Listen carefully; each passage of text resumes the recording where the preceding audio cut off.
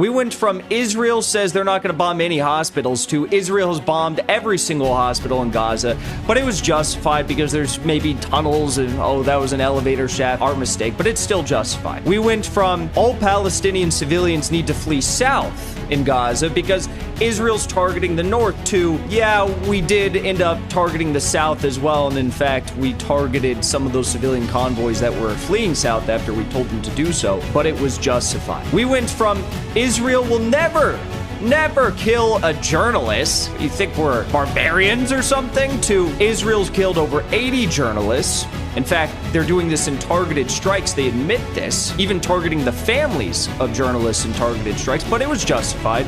We had to do it. We went from Israel will never take civilian hostages because obviously that's a war crime to Israel this week now taking hundreds of civilian hostages, stripping them naked, making them sit out in the freezing cold on the beaches of Gaza for hours on end, only to let some of them return home. But oh wait, we looted their homes and we burned some of them down, but it was justified. We went from Israel would never ever kill our own Israeli hostages that are being held in Gaza, right? There's these ridiculous reports that Israel accidentally or maybe even on purpose bombed over 50 of the hostages that were being held in Gaza to, yeah, you know, today we shot 3 of our own Israeli hostages, and it was a horrible tragedy, but you know, it was justified because this is a war zone. Above all else, we went from Israel is just targeting Hamas in this